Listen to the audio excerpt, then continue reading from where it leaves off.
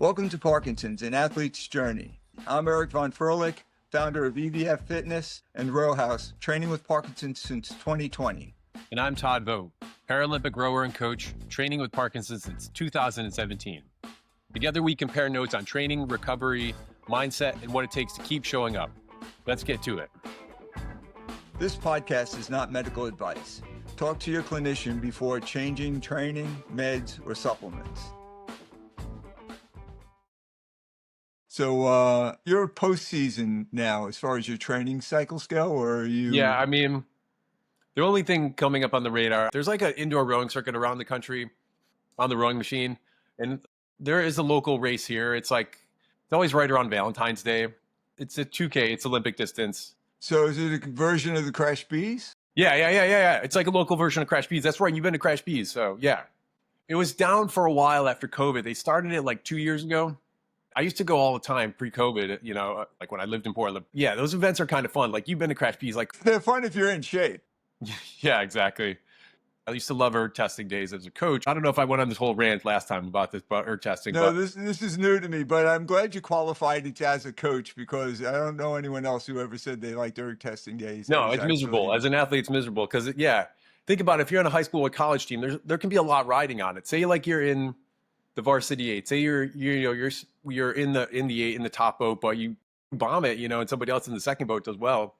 You might lose your seat, And I don't think rowing is unique to this too, in that it's one of the few times in rowing where you can accurately assess your own sort of ability. Right. Because normally in rowing, you're sort of, unless you're in a single, you're in like a 2, 4, or 8 person boat, So there's a little bit of anonymity, It's like it's hard to pinpoint exactly directly to your contribution or how much or lack thereof. Or lack thereof, exactly. So, but the erg, regardless of how well it translates to being underwater, is one of the few times it's like you can say, well, this is what I'm capable of. I read an article about Olympic, high level swimmers, and they're saying that it's like swimming can be stressful.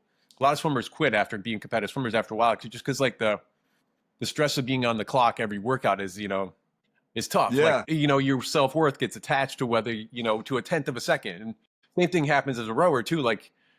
Sort of your identity becomes well, I'm a 6'19", Yeah. So that becomes who you're. And so then there's a lot riding into every time, if you're a collegiate or high school rower, there's every time you're expected to PR almost or be close to your PR. So if you bomb an erg test, it can really mess with your mind. So from a masochistic perspective as a coach, I used to love seeing how athletes could deal with that pressure. Yeah. It's you're putting your toe on the line, so to speak, every day. Absolutely. Yeah. And there's no place to hide, unfortunately, behind the erg, like you said. Yeah, that's the kind of mind trick of the erg is as opposed to a treadmill where you just set it at whatever pace, 7-minute pace, and just stay on it and don't fall off the back. The rower, the ski erg or the assault bike or anything like that, as soon as it tells you how fast you're going, and as soon as you start to slow down, it gives you that immediate feedback. Exactly. It only measures the stroke you just took. Exactly. I've done, hundreds of these. The way you deal with the the performance pressure is, you have your warm up planned. I mean, first of all, you have to be physically prepared. You can't trick the machine to a certain extent. Right. What I would always tell athletes, high school athletes, is there's a range of performance. Say, for example, you have a high school female athlete, say her personal best is, 8 minutes flat for 2 kilometers, a 2-minute pace for 500 meters. If she has everything go right, maybe she'll go 7:55 or 7:52. If she completely does everything terribly, she's sick, she didn't get any sleep, she didn't eat well, whatever, maybe she'll go 8:10. There's a range of performance. She's not going to go 8:45 and she's not going to go 7:15. Hopefully you've done the work before. I mean, the ways to get around is you've done enough work that you can say, okay, I know I've done this workout. I've done 500s, I've done 1Ks. I know that I'm capable of doing, on an average day, I'm capable of going 8 minutes, like I said. So this way, at least you can tell yourself, I know I'm capable of 8 minutes. So then hopefully you have your warm up dialed in. You have your routine. You eat your food in the morning, you get the proper amount of sleep, you get your gear lined up. And then when you get to the facility, whether it's the boathouse or whatever, you have your warm up. And then once you get into the flow of the warm up, you immerse yourself in the flow of the warm up to sort of do your thing, Hopefully you have a plan, a race plan, whether it's take 10 strokes hard, get close to pace, maybe a little slower for the first 500 meters and then at 1,000 meters start to ratchet it up. Whatever it is, have a race plan And Right, which rarely works, but at yeah, least it's exactly. something to motivate you. At least have a plan, but then you kind of have to feel it out a little bit in the moment too, right? For example, one of the last ones I did well, like this is in 2023. I pulled a 623. Like I knew Oh wow. the goal was to go under 624. Well, like that's a 136 pace. So I knew that I had a plan. Like I was gonna like go off at around 137 or so for the first 500 meters, one maybe close to that for the first 1,000, and then sort of with about 750 to go, start to ratchet up the stroke rate, and then go for it. And it was kind of happening, but I got to about 500 meters to go, and I was like just over pace. I was like 136.1 average. So I knew I was going to have to sprint the last like 400 meters or so. Right, because you couldn't make it up in 300 meters. Exactly. So, but I was near the edge of like, I was like right on the red line. I was like near fatigue and total failure. I don't know. It was like a moment where I had to just basically like take a few deep breaths and say like, I have to go now. It's now or never. But there was a point where it's like, where my, your mental talk is like, I don't know if I'm capable of going a little faster, so. Amazing. Yeah. Well, on that day, you pulled it off. Exactly. So did any of that change when you were diagnosed and you started competing? Well, I guess that specific incident, you had Parkinson's, you were already diagnosed. But was there a change in your mindset, or did all the mindset work actually help when you got diagnosed and you laid out your training schedule and your approach to being an athlete with Parkinson's? When I noticed my body was starting to act differently, like in the fall of 2017, before I started having symptoms, one of the things I sort of prided myself on was like my ability to push through discomfort. Yeah. So one of the things I noticed with Parkinson's is like, I still can do it. And I still am pretty good at like pushing through discomfort, part of it's physical and training and stuff like that. But I feel as though like, well, I'm not quite as able to do that to myself as I was pre-Parkinsonian. Is that like emotional rocket fuel that you're talking about? You've lost that? Yeah. Or is it? I think what it is like, it's one of the parts of your brain. One of the things that dopamine does is like it stimulates the whatever the neurons that are responsible for motivation.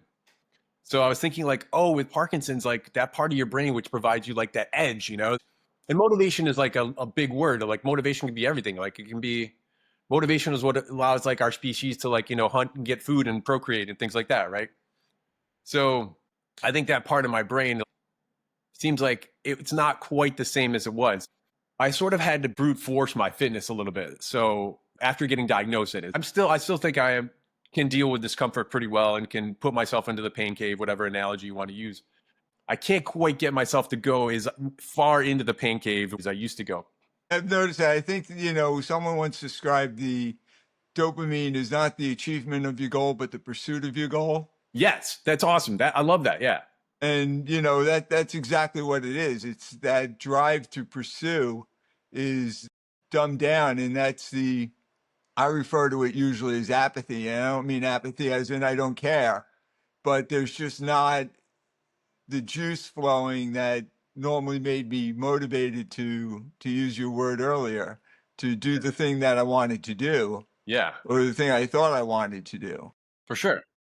And yeah, I think apathy is like sort of is related to it too. That's like the far extreme of it too, but which I experience as well. In this case, like when I'm working out, like especially like when it's a hard workout on the rowing machine, it's like when I be pre-Parkinsonian, like that dude was an animal, I often like to say, So yeah, you get amped up and use that as rocket fuel to absolutely push through the pain cave. Okay, here's the story. This is in summer of 17. I was out on a bike ride one day, just like by myself. I was living in Madison, Wisconsin at the time. They had this cool bike route system throughout the city, and I'm on this one stretch. It's just like paved bike path. It's like 10 miles long. I'm just cruising along. It's like summer day. I'm going pretty quick. These two dudes like go by me on road bikes, on like nice road bikes. So I like start to pick it up, and I'm like, I catch back up to them. I'm in their slipstream. I'm like, sort of drafting off of them. And you're riding a mountain bike, or what are you riding? I was riding a road bike, but it was like my steel frame commuter bike. Right. So the significant difference for those that aren't into cycling, you buy speed with a better bike. For sure. This is a nice bike, but it's designed for commuting. It was a Surly that I had custom made. It's a great bike, but it's not a carbon fiber road racing machine. You know what I mean? Not to geek out on it, but Surly's are awesome. I had a single speed Surly that was my commuter bike in New York. Exactly. This is not a single speed, but it's a commuter bike. So I catch back there, and both these guys have clipless pedals and they're all tricked out. So I catch back up to them, But I remember like after like 5 minutes or so, I was like, this is hard. I just couldn't push myself to deal with the discomfort it was taking to hang with them. So I just kind of let myself drip back. And I remember thinking after fact, I was like, that's unusual. Normally I wouldn't, back off from the discomfort, you know? Yeah. Well, So the that's a lot to overcome. Parkinson's is one thing, but yeah, not having a carbon fiber bike with yeah, exactly. I'll probably will do the race in February, the indoor race. Like I did it last year. It has the same software that they have at Crash Bees, like with the little boats and the Concept 2 racing software. very cool. So Yeah, but there's it's difficult to be an athlete and not have a goal in front of you. I think yeah. probably the worst 100 day for an athlete is the day of their race if there's not another race to look forward to. Yeah, I mean, 100%. That motivates everything. Like, it's hard, like, getting older as an athlete. And maybe this is for everybody who's an athlete, especially with Parkinson's, because it exacerbates it. Like, I'm not the same as I was, obviously, when I was 25 or pre-Parkinsonian. But that I'm trying to be okay with that, you know?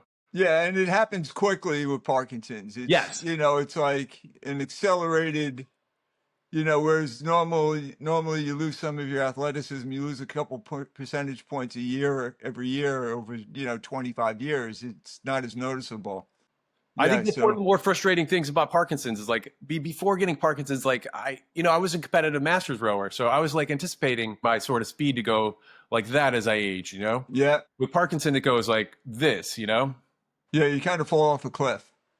It's like accelerated aging, like you said. That's what I've often thought too, which is hard. Like so, I'm trying to be okay with where I am. I think the only bummer sometimes with like I was saying about sports like track and field or running or cycling or swimming or endurance sports, like you have a number, you know. Say like you're going 6 minutes on the ergometer. Like Tim, for example, like he's Yeah, still pretty darn fit, but that guy probably went 5:55. Yeah, but it's probably hard for him to go 6:10, because it's just so slow. because he's working now and he's got a family and Oh, of course. Yeah, he you doesn't have know time to put in 3 hours on the machine, so a day. So exactly. it's hard I think for some people, some athletes, it's like hard to deal with like not being the same as you were when you were 25 or 28, I was playing basketball with my 9-year-old the other day, and we were just shooting Yeah. basically a game of one on one, and then some games of horse. And it boggled my mind that I was getting dominated by a 9-year-old, and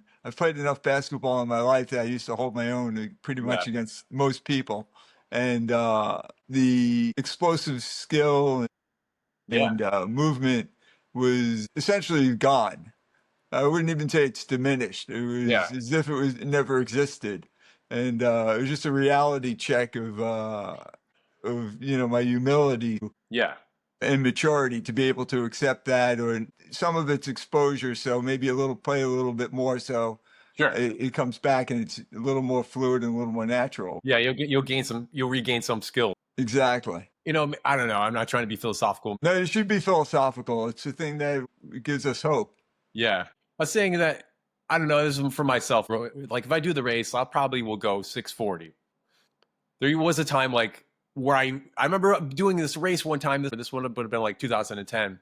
I didn't properly train for this race. I just decided kind of on a whim to do it, but I was, in my late 30s and I was pretty fit at the time.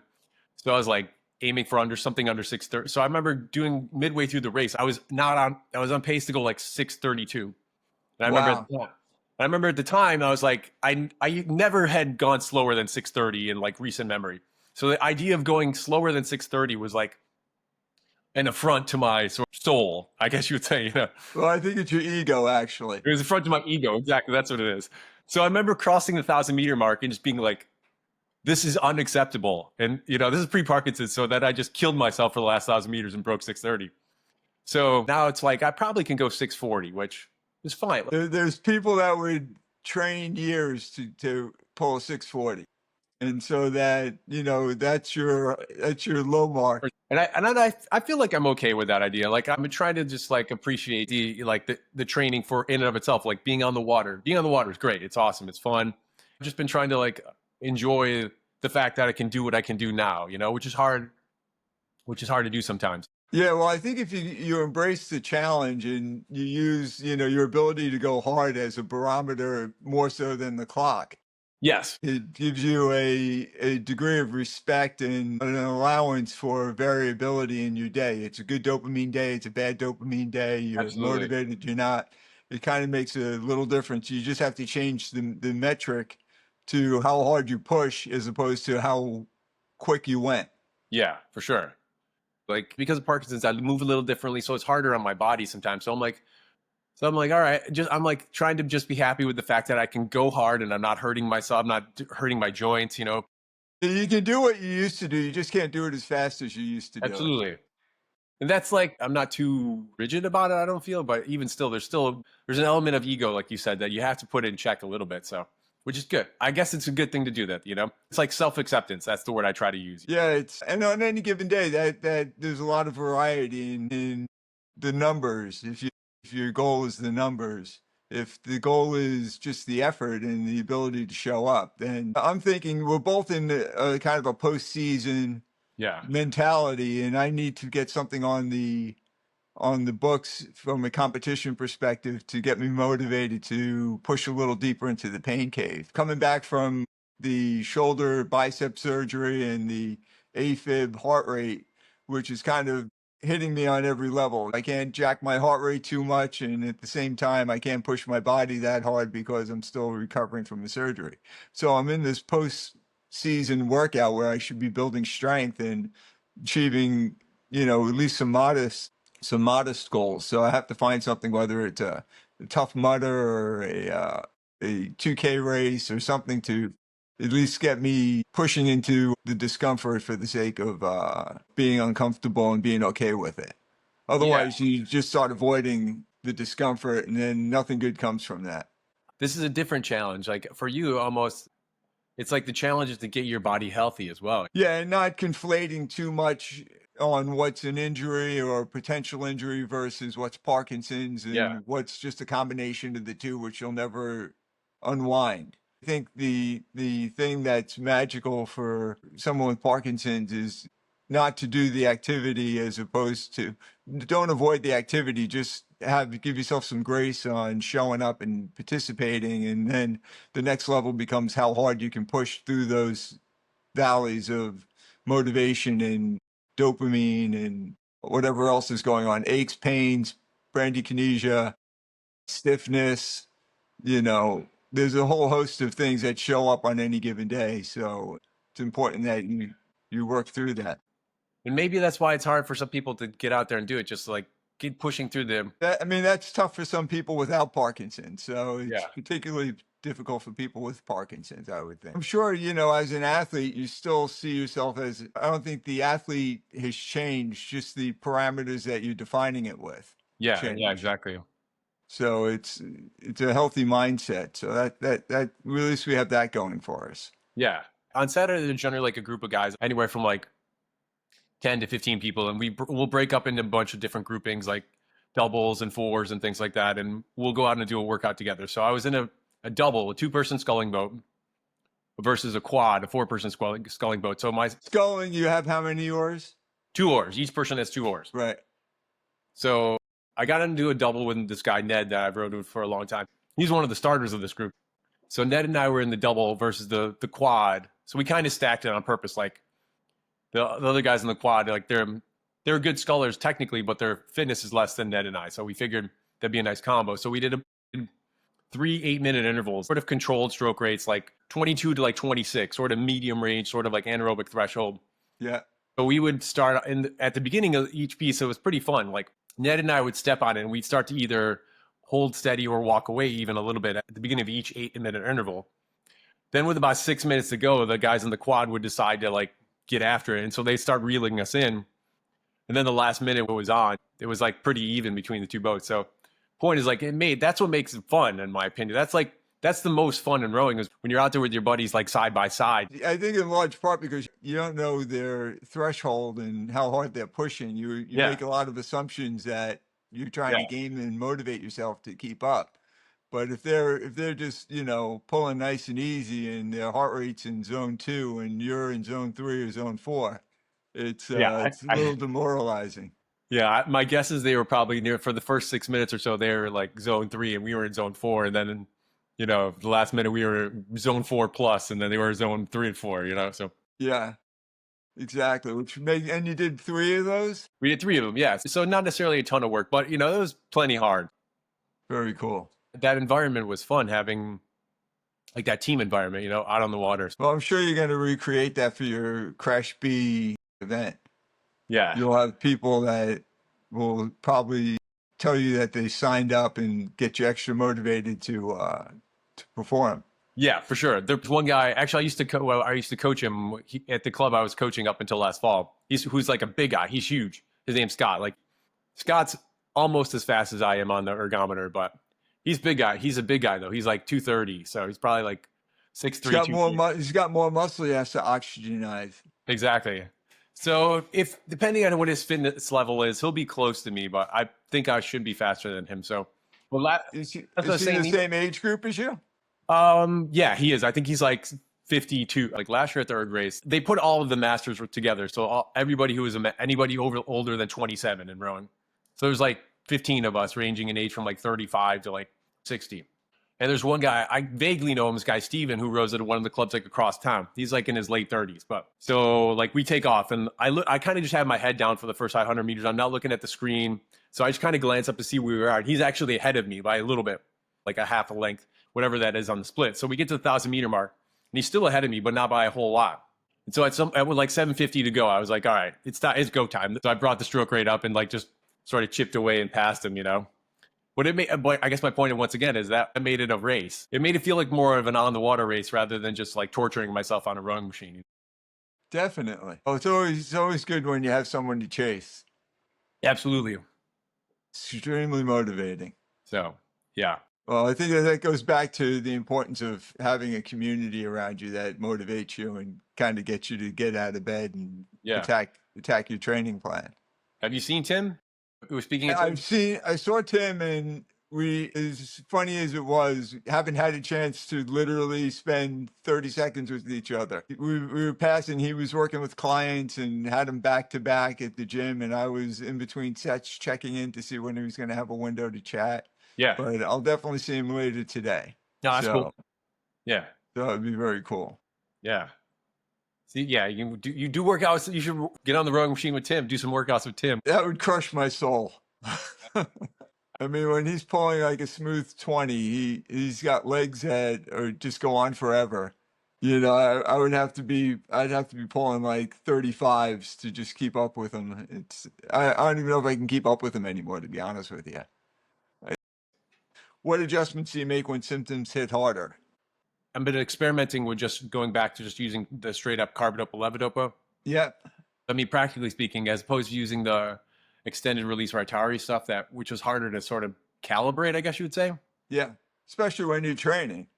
Typically, I take about a dose and a pill and a half every 3 hours. And then the nice thing about the carbidopa levodopa, if it doesn't feel like it's quite kicking, I'll just take like a half tablet more. And then I'll just keep doing that basically until I feel like it's like mitigating. So what do you consider a normal dose? A pill and a half? Yeah, pill and a half to 2 pills. It depends. Like I've been experimenting just taking 2 straight up. Yeah, that's what I did. Like right before we got on here, I took a pill and a half, like maybe 20 minutes before we talked.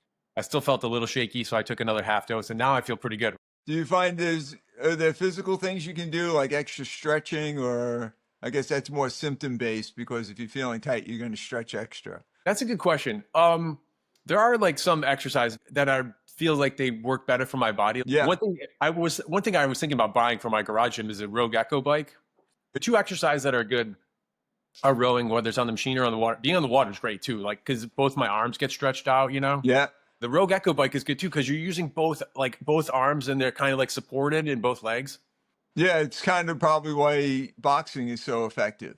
Oh, yeah. I don't do a whole lot, but I have done that in the past before. I say for the same reason. Is that your experience? Yeah, right? exactly. Yeah. Do you go to a Rocksteady boxing class yourself, or are you certified? I'm not. I need to find, there's a location, I think, in Long Beach, which is about 10 to 15 miles away from here. So it's not technically rock steady, but I need to venture up. I need to just carve out the time and venture up to a location that's within reason. I could go 15, 20 minutes, but once you get past that, the traffic becomes unbearable. Yeah, I was gonna say, how long does it take to cover 10 miles in Southern California in LA Yeah, traffic? it could be an hour. Yeah, I was gonna say, it doesn't sound like a whole a lot as the crow flies, but Yeah, yeah, as the crow flies, it's pretty quick. Boxing would definitely be high on the list, and I'll do some shadow boxing and stuff like that. And ski erg is definitely on the list, although I'm not allowed to do that quite yet. I still have to get clearance from my doctor. with your shoulder. Yeah, I was wondering that, how it is on your shoulder. Yeah, shoulder and bicep in particular. Yeah, Kettlebell swings are a staple. They're pretty straightforward, and they work your whole posterior chain. So those usually wake me up and get me moving. This week had a couple sluggish days in the gym, yeah. and I just kind of got myself on a treadmill, did some walking, and then worked my walking into a minute and a half recovery with 30 seconds of sprinting.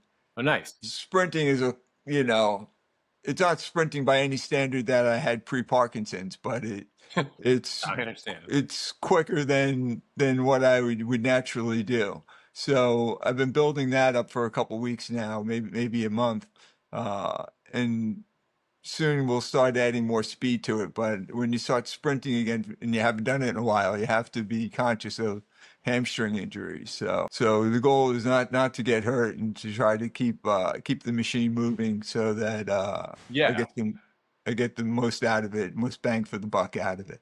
yeah. Going back, this kind of goes what we were saying before, but if you're not feeling well, just like doing what you can do, I think is good enough, you know. So Yeah, there's got to be days where you just kind of. 2 days ago, it took everything for me to just get into the gym, and then it became a hour and a half of stretching various parts. Opened up my T-spine, did some hamstring work, opened up my core. And it was just this kind of like forward bow into like a rear arch, and just kind of going back and forth between those two nice. 7 or 8 times and holding them for 30 seconds. Yeah, And that's good. it felt surprisingly good, but I gave myself a license not to step on the gas. I had a stress test that was coming up this week, and it kind of was like facing a 2K, Yeah, uh, without the benefit of being an athlete. Got through that, and invariably you always end up, if you can get yourself in the gym for 10 minutes, you end up warming up into something that's more than you would have done if you just don't absolutely. Yeah, open the front door. I mean, we often say the hardest weight to lift in the gym is the front door. totally. You're right, because I kind of fall into the thought process. I do generally like one of three things, I guess you would say, for working out. Pretty much most days, like I tend to do a fair amount of cardio every day, whether that's like 40 to 80 minutes. That's like pretty typical, and that can vary between walking on a treadmill, walking uphill on a treadmill, riding the Echo bike, riding my Concept 2 bike, or being on the ergo on the water. So I tend to do a fair amount of cardio. But then I also do some amount of like mobility / like yoga work every day, whether that's in some sort of strength training, which can be anywhere from like 20 to 40 minutes, depending on what I have time for. But Right.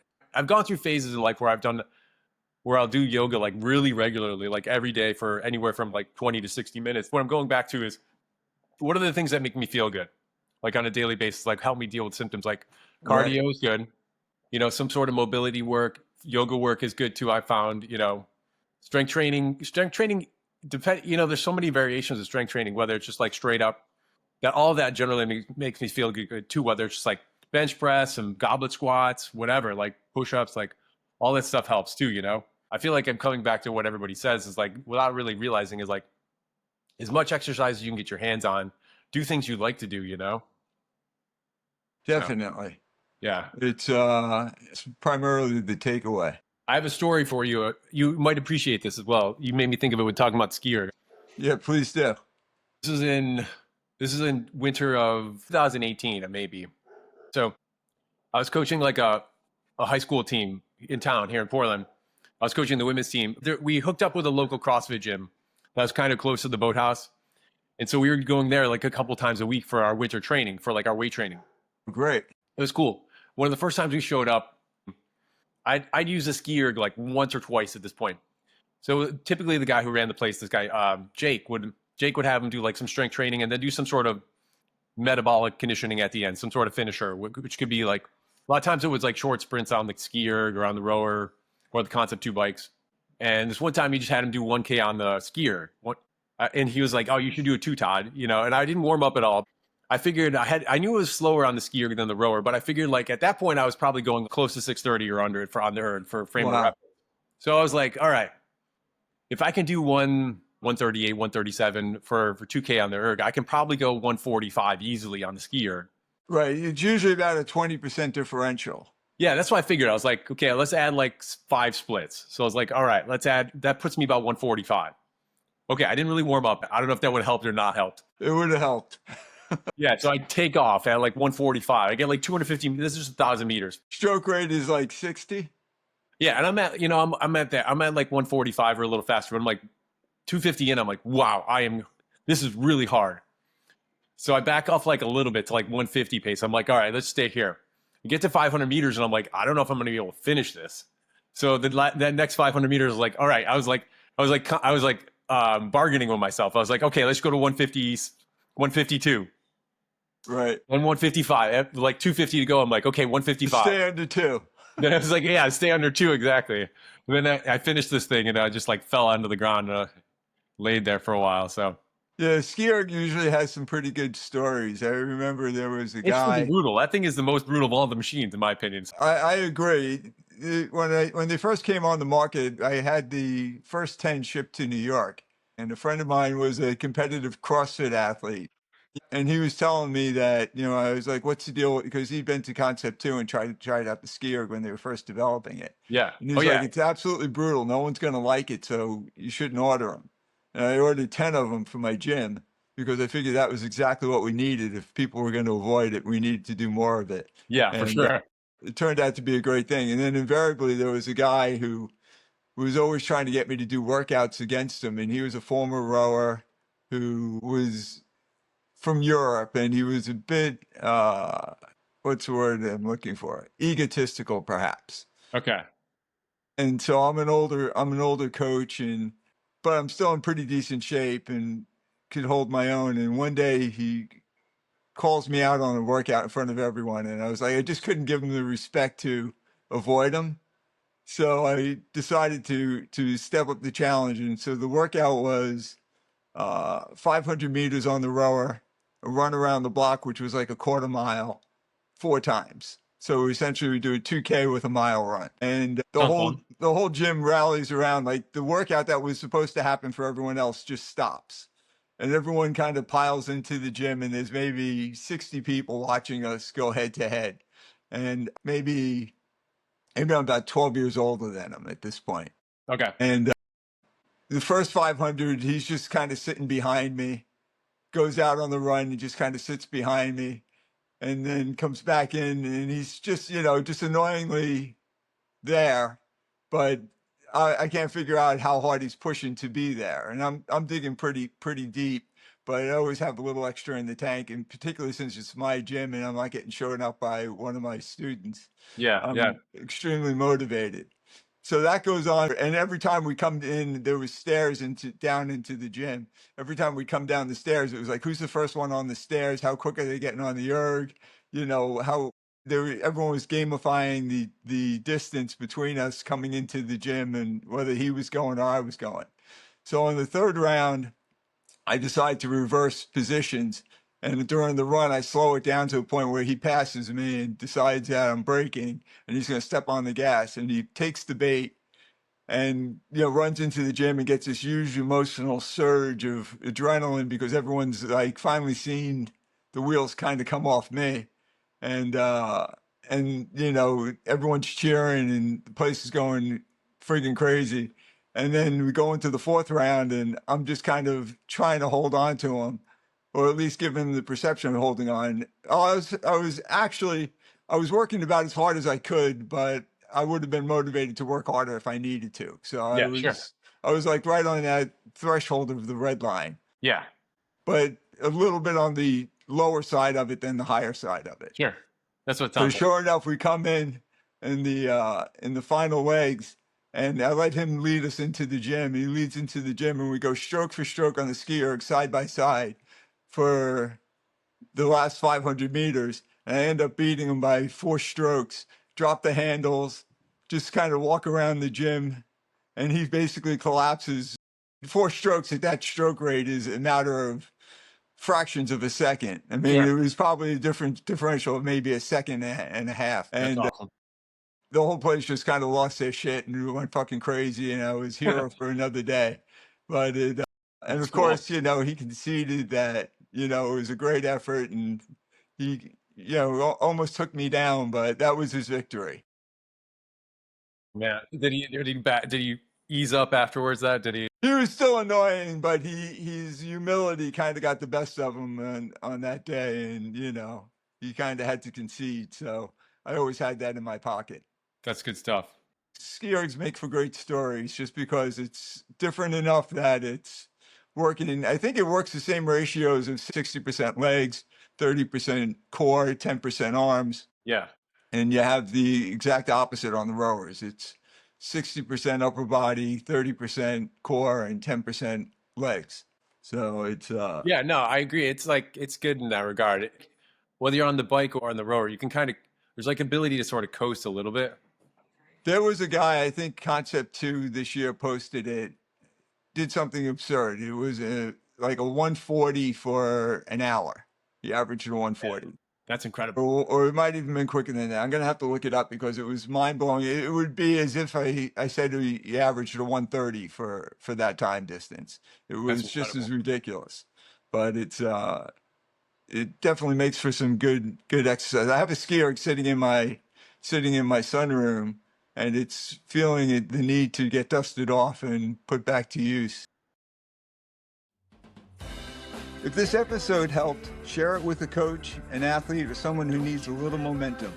And if you have a topic you want us to tackle, send it in. We'd love to hear from you. Thanks for listening. Catch you on the next one.